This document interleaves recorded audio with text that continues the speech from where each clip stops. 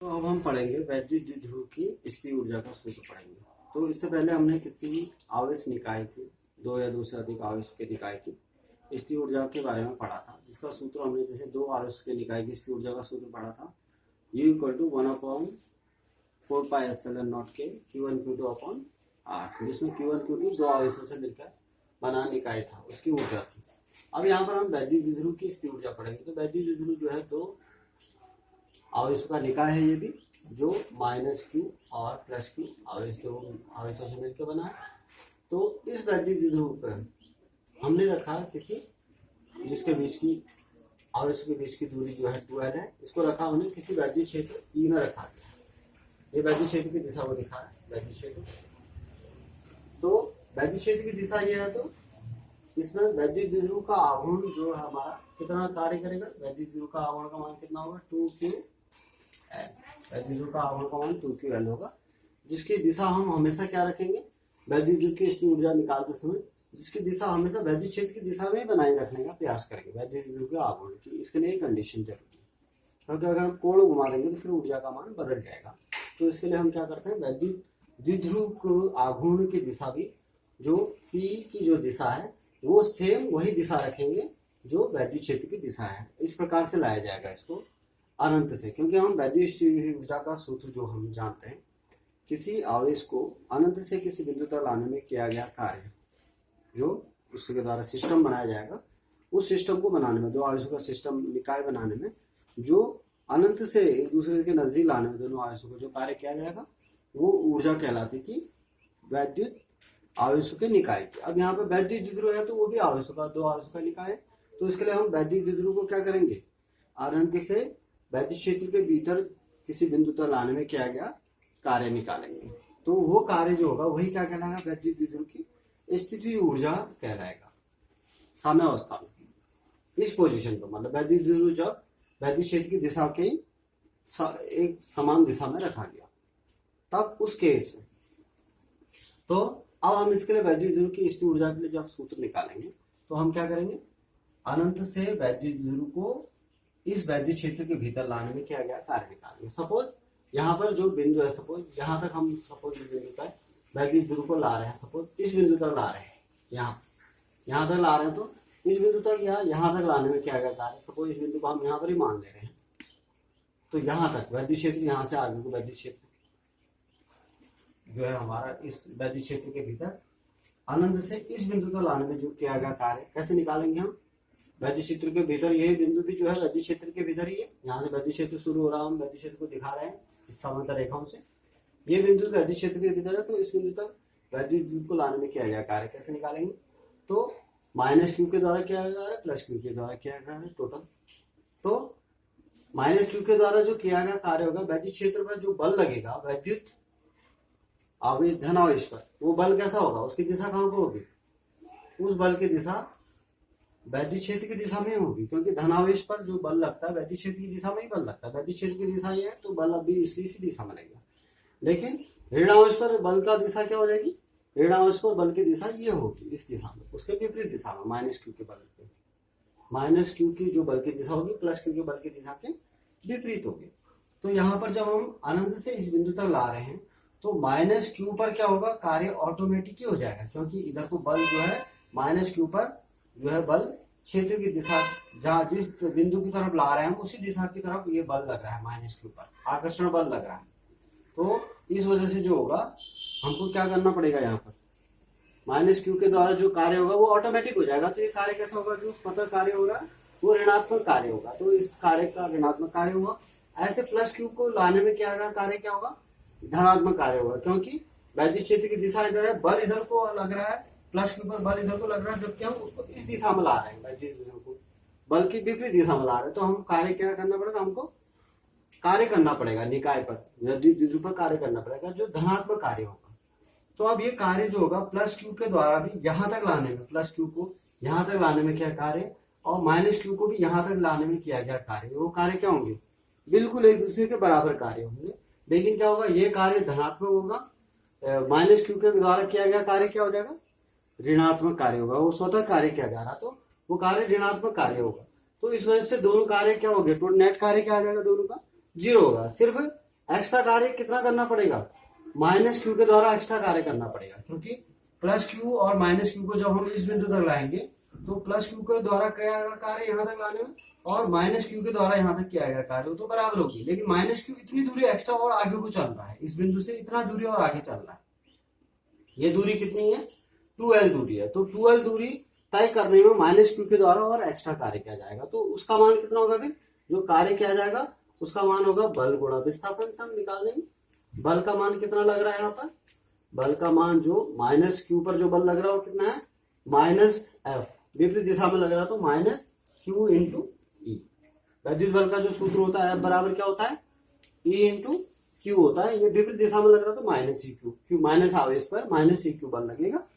और विस्थापन क्या हो गया इसका, एक्स्ट्रा कितना दूरी तय करी, माइनस क्यू ने, प्लस क्यू और माइनस क्यू ने बराबर दूरी तय करी, लेकिन माइनस क्यू ने क्या किया, इतनी एक्स्ट्रा दूरी तय करी वैद्युत क्षेत्र के अंदर और इतनी दूरी एक्स्ट्रा तय करी उसने, तो ये 12 दूरी तय करेंगे तो कार्य क्या हो जाएगा, इतना कार्य, नेट कार्य जो हो गया हमारा इतना आ गया। तो माइनस क्यू इंटू, अब माइनस ई ये लिख दिया, क्यू 2l इसको हम लिखते हैं पी, तो ये क्या आ गया, माइनस ई इंटू पी आ गया। तो जो डब्ल्यू का जो वैल्यू आ गया इसका मान आ गया हमारा माइनस पी ई। ये कब आया, साम्यावस्था में, जब हम द्विध्रुव को क्या ला रहे हैं, वैद्युत क्षेत्र के दिशा के समांतर दिशा, मतलब वैद्युत द्विध्रुव का आघूर्ण भी उसी दिशा में हो, जिस दिशा में वैद्युत क्षेत्र की दिशा हो, तो तब उस केस में जो कार्य होगा हमारा W बराबर माइनस पी आएगा। तो वैद्युत द्विध्रुव को अनंत से इस बिंदु तक लाने में क्या गया कार्य हमारा माइनस पी आ गया। ये वैद्युत ऊर्जा होगी उसकी वैद्युत द्विध्रुव की, कहां पर, अनंत से यहां तक लाने में। अब अगर वैद्युत द्विध्रुव को हम कोण घुमा दें यहाँ ला के, फिर उसके बाद कुछ और घूम भी जाए, वो वैद्युत को घुमाने में किया गया कार्य निकालेंगे तो फिर घुमाने में जो वैद्युत ऊर्जा होगी टोटल कितनी होगी, वैद्युत द्विध्रुव को घुमाने के बाद वैद्युत क्षेत्र में घुमाने के बाद टोटल ऊर्जा कितनी होगी, वो ऊर्जा कितनी होगी, पहले उसके बाद जब वो साम्यावस्था में था, मतलब वैद्युत क्षेत्र की दिशा में जब वो हम इस प्रकार से रखा था उस समय उसमें इतनी ऊर्जा आई। अब थीटा कोण घुमाने में कितनी ऊर्जा हो जाएगी, अगर ये टोटल ऊर्जा हम निकालना चाहें घुमाने के दौरान, पूरी ऊर्जा वैद्युत द्विध्रुव की इसकी ऊर्जा यहाँ पर लिख रहे हैं, तो इसका मतलब ये है कि ये टोटल ऊर्जा है, साम्यावस्था में ऊर्जा प्लस उसको घुमाने में टोटल ऊर्जा, दोनों ऊर्जाओं का योग, संपूर्ण ऊर्जा। तो वो कैसे निकलेगी, वैद्युत की ऊर्जा जो U बराबर आ जाएगी W, एक तो ये वाली ऊर्जा हो गई प्लस उसको घुमाने में किया गया कार्य, जो घुमाने में किया गया कार्य जो था उसको हमने हमने क्या लिखा था, U थीटा, इससे पहले जो हमने सूत्र निकाला था उसको हमने क्या लिखा था, यहाँ पर मैंने P1 माइनस कॉस थीटा, ये वाला कार्य जो आया था घुमाने में किया गया कार्य, वैद्युत द्विध्रुव को किसी वैद्युत क्षेत्र में घुमाने में किया गया कार्य, ये वाला माना उसको किस कोण से घुमाया गया, थीटा कोण से घुमाया गया, 0 डिग्री पर। सपोज ये पहले वैद्युत क्षेत्र से 0 डिग्री का कोण बना रहा है, क्योंकि वैद्युत क्षेत्र की दिशा और वैद्युत द्विध्रुव की आघूर्ण की दिशा दोनों समान है, तो उस समय कोण क्या हुआ, उसमें 0 हुआ। लेकिन अगर थीटा कोण घुमा दे तो उस समय कार्य हमारा कितना आता, P1 माइनस कॉस थीटा। तो ये घुमाने में किया गया कार्य, और ये साम्यावस्था में जब उसको बिना घुमाए कार्य जो है हमारा ऊर्जा है इतनी है, तो टोटल ऊर्जा कितनी हो जाएगी, U बराबर ये ऊर्जा प्लस घुमाने में किया गया कार्य वाली ऊर्जा, दोनों ऊर्जाओं को हम जोड़ देंगे।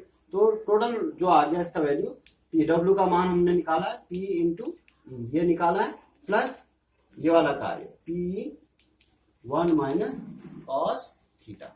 अब ये P से जब अंदर मल्टीप्लाई करेंगे तो ये P माइनस कॉस थीटा ये वाला मल्टीप्लाई हो जाएगा, तो माइनस P और ये प्लस P उस समय क्या हो जाएंगे, कट जाएंगे, तो बचेगा क्या, U का मान सिर्फ P माइनस से गुणा हुआ है, तो माइनस P कॉस थीटा। ये जो सूत्र आ जाता है यह आता हमारा किसी वैद्युत द्विध्रुव की स्थिर ऊर्जा का कुल मान। अब ये व्यापक समीकरण होगी, ये व्यापक मान आ गया टोटल। ये इस सूत्र से हम ये वाला मान भी निकाल सकते हैं, हम जब हमने बिल्कुल नहीं घुमा रखा है तो उस समय ऊर्जा कितनी थी, माइनस P। इससे भी पता चल जाता है कैसे, तो हमने कोण बिल्कुल नहीं घुमाया तो उस समय थीटा का मान क्या होगा, 0। कोई कोण नहीं घुमा रखा तो थीटा का मान क्या होगा, 0। कोई कोण नहीं घुमाया तो थीटा 0 हो गया। थीटा 0 हो गया तो कॉस 0 का मान 1 होता है, और जिसकी वजह से इसका U का मान क्या आ जाएगा, माइनस P। यही मान आ गया जो हमने कहा था कि जब हमने द्विध्रुव को बिना घुमाए हम अनंत से यहाँ तक लाए थे, तो वो कार्य जो है बिना घुमाए ये वाली ऊर्जा थी, तो बिना घुमाए ऊर्जा इस सूत्र से निकल जाती है। इसलिए ये स्टैंडर्ड समीकरण है, व्यापक समीकरण। इससे बिना घुमाए भी कार्य निकल सकता है, घुमाने के बाद भी कार्य निकल। तो घुमाने के बाद अगर हम 90 डिग्री घुमा दें तब उसकी ऊर्जा कितनी आ जाएगी? जब थीटा का मान 90 डिग्री हो तब कितना होगा? यू का मान cos 90 कितना होता है? 0 होता है। cos 90 0 होता है तो उस समय कितना मान आ जाएगा? माइनस पी ये हुआ, और cos 90 का मान 0 होता है तो 0 से गुणा कर दे तो आंसर क्या आ गया? 0। तो यू का मान क्या आ गया? 0 आ जाता है जब 90 डिग्री कोण जब हम घुमाए। अब 90 डिग्री में 0 कैसे मान आता है उसको समझना है। जब हम द्विध्रुव को 90 डिग्री में रखेंगे, वैद्युत क्षेत्र की दिशा के लंबवत 90 डिग्री में रखेंगे, इस प्रकार से रखेंगे, अगर हम वैद्युत द्विध्रुव को इस प्रकार से रखेंगे तो क्या होगा उस केस में? तब जब ऊर्जा निकालेंगे तो क्या होगा? इस द्विध्रुव को अनंत से ऐसी कंडीशन में इसी प्रकार से लंबवत में लाते हुए ऐसे लाएंगे हम अनंत से इस बिंदु तक, तो उसमें कार्य कैसे आएगा? माइनस क्यू के द्वारा, ये सपोज माइनस क्यू है, ये प्लस क्यू है आवेश वैद्युत द्विध्रुव की, उसमें ये माइनस क्यू यहाँ होगा, प्लस क्यू वाला ये यहाँ होगा।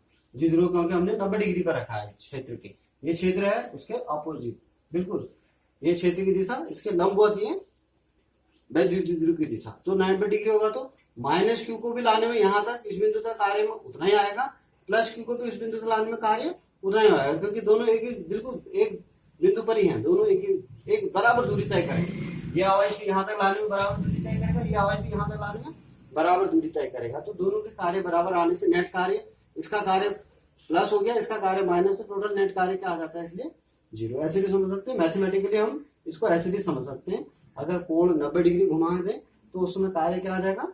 ऑटोमेटिक 0 आ जाएगा। और 90 का मान 0 होता है, इससे 0 आ जाता है। और 180 घुमा दें, अब थीटा का मान अगर 180 डिग्री रख दें, हम 180 डिग्री घुमा दें, मतलब जैसे ये द्विध्रुव था इसको पूरा घुमा के उसकी पोजीशन बिल्कुल ये वाले यहाँ, ये वाला यहाँ आ जाए, यूं करके घुमा के इस टाइप से, तब उस केस में क्या होगा? 90 डिग्री में जितना कार्य कितना आया था हमारा, 90 डिग्री में हमारा कार्य कितना आया था? 0 आया था। 180 में देखिए आप, cos 0 पर हमारा मान कितना होता है? cos 0 का मान 1 होता है, और cos 180 का मान कितना होता है? -1 होता है। तो -1 होता तो माइनस माइनस ये क्या आ जाएगा? Plus P. तो आंसर क्या आ जाएगा? ये cos यहाँ माइनस रखेंगे तो प्लस पी आ जाता है। cos थीटा का तो ऊर्जा कितनी आ जाएगी उस समय? ऊर्जा का मान प्लस पी, मतलब इतना मान आ जाता हमारा। जब 0 डिग्री थी, जब जिस समय नहीं घुमाया था, तो उस समय हमारा आंसर क्या आ रहा था? cos 0 में माइनस पी आंसर आ रहा था, 0 डिग्री माइनस पी ये, और 190 डिग्री घुमाने में 0 और 180 डिग्री घुमाने में प्लस पी। तो कहने का मतलब ये द्विध्रुव को हमने यहाँ से यहाँ पर जब था माइनस पी, ऊर्जा उसकी माइनस में थी, जैसे हमने यहाँ से यहाँ घुमाया, इस पोजीशन पर पहुंचाया, तो उस केस में उसकी ऊर्जा क्या हो गई? 0 हो जा रही है। और जैसे हमने उसको फिर यहाँ घुमा दिया, अब ये जो आवेश प्लस क्यू वाला आवेश था ये कहाँ पहुंच जा रहा है? यहाँ पहुंच जा रहा है, और माइनस वाला यहाँ पहुंच जाता है घुमाने में 180। तो प्लस क्यू के द्वारा किया गया कार्य ज्यादा हो जाता है, तो प्लस कार्य ज्यादा होने से आंसर प्लस में आ जाता है। यहाँ पर यहाँ पहले केस में क्या था? यहाँ माइनस आवेश था, इसके कारण कार्य किया गया कार्य माइनस में था, तो इसलिए आंसर क्या आ रहा था? 0 डिग्री पे माइनस ही आ रहा था। 0 डिग्री घुमाने में जब कार्य हम निकाल रहे थे उस समय कितना आ रहा था? माइनस में आ रहा था। तो ये चीज समझनी। थैंक्स।